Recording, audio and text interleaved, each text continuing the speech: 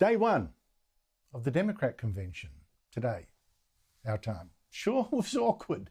US President Joe Biden, a few hours ago, was introduced by his daughter on stage, and he spoke at the convention that is now going to nominate Kamala Harris and not Joe Biden as its candidate in the November election against Donald Trump. Now, Biden, as you know, was forced out for being too old and making the kind of stumbles, well, like this one from his speech just today. In its decision overturning Roe v. Wade, as you heard earlier tonight, the United States Supreme Court majority wrote the following, quote, "Women are not without electoral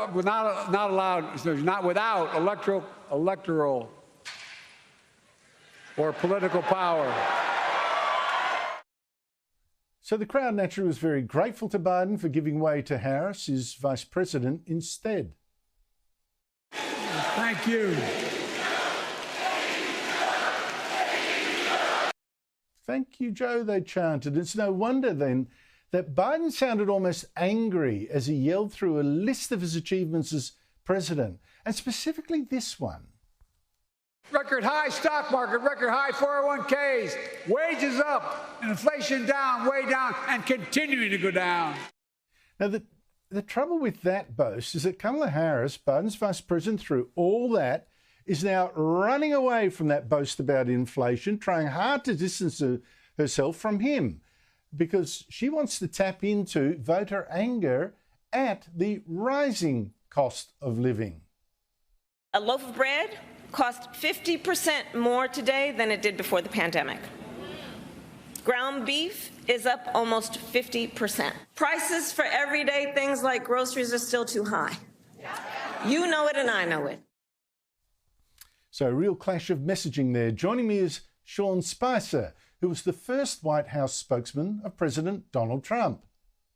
Sean Spicer, thanks for joining us. The Democrat convention, what does Kamala Harris need to happen over these 4 days? I think it's actually pretty simple. I mean, most Americans, including most Democrats, don't know much about her at all. Those people who watch your show or my show, who are engaged in politics, I think have an understanding of her and what she has not done in her role. But for most Americans, she's a blank slate. And so if you're planning the DNC right now, your goal is to make people believe that she is something that she is not, which is somebody who's fighting hard for the American people, that she's not as extreme on the left as her record suggests. So, I mean, in a nutshell, I think part of this is to present somebody who is much more likable and palatable to the American voter. Well, it's interesting you say that because I noticed Kamala Harris has been leading Donald Trump in national polls. You know, she really has improved the vote since she took over from Joe Biden. But in the past week, I see from Nate Silver's excellent blog that Trump's vote is coming back in many of the battleground states he needs to win. And that seems to coincide with Kamala Harris finally unveiling a couple of policies that are quite left-wing, quite controversial, like price controls on food. I mean, who still argues for that kind of thing? Here she is last Friday, Sean, promising a crackdown on price gouging, or as she called it, price gauging, apparently not knowing what the heck she's talking about, which is actually, when you look at the details, price fixing. Here she is. I will work to pass the first ever federal ban on price gauging on food. Now, is this how Trump could beat Harris? By focusing on her record and particularly her policies instead of these personal attacks? Yeah, I couldn't agree with you more. I mean, he's got a great record to contrast with her. What was happening in this country during his tenure and the result of his policies. But I think there are two important things about the comment that she just made.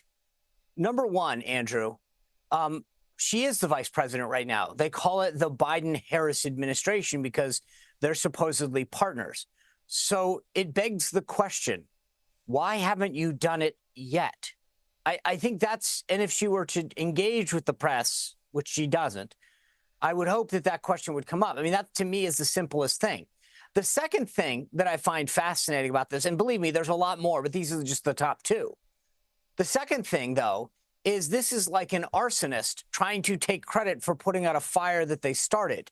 It was their policies that created inflation throughout this country, that drove the cost of living through the roof for so many people on essential things like food, bacon and eggs and milk and things like that, the essentials.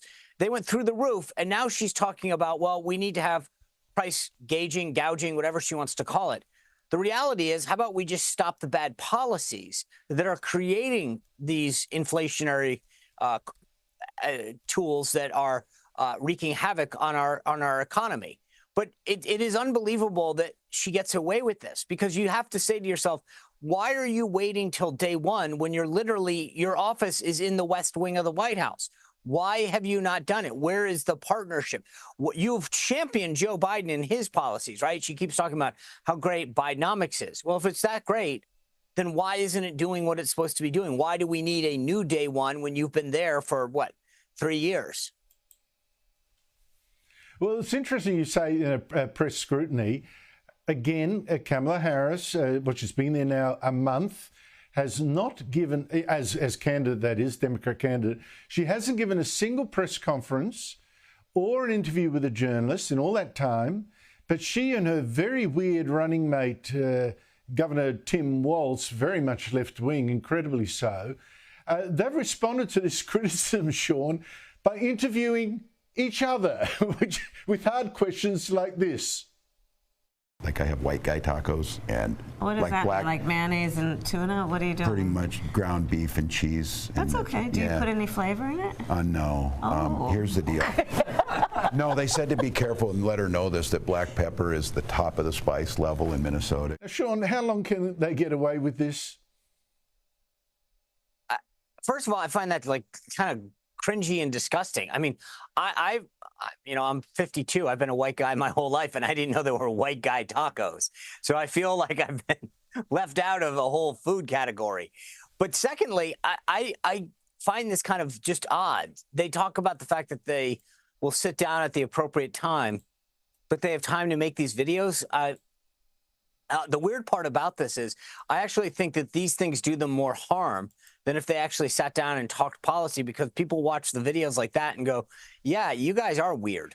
Apparently, if you want to be a volunteer on the Kamala Harris campaign, you have to nominate your pronouns from a list. They've got, I think, about 9 different options, not just he and her and they and all that kind of stuff, but weird ones that I haven't heard of, G and Z, and I can't even pronounce all these ones.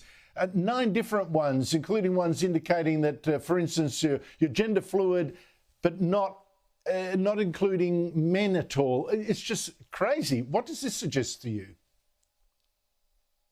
Well, the funny thing is, these are the folks that use the moniker weird to describe Trump and Vance. And to your point, I saw that same list, Andrew, outside of he and him, she and her, and they and them, which, again, how ridiculous is it that you're calling a singular person they? That sounds more like they need help from some kind of personality disorder more than anything else. I didn't know the other ones, though. I'm with you. I was kind of looking down that list going, I can't pronounce them, never mind understand them. But it just goes to show that where I was. I was like, okay. I had to look them up. I had to actually go and look them up. Apparently, I'm going to help you out that hoo-hoo means you're human focused. But I don't know. I thought, look, I don't get it either, Sean. Okay, and by the way, they want to use the word weird when you have to say that you have a pronoun that means you're human focused. I mean, honest to God, what is going on here where we're sitting here saying you're human focused? I think, again, that's a problem. Who are you? What would be the alternative? That it's like a bestiality thing? I don't understand. The idea that we're catering to that really speaks to where we are, politically speaking, where they are. And the idea that they get away with calling other people weird, to me, is kind of nuts. Sean Spicer, thank you so much indeed for your time.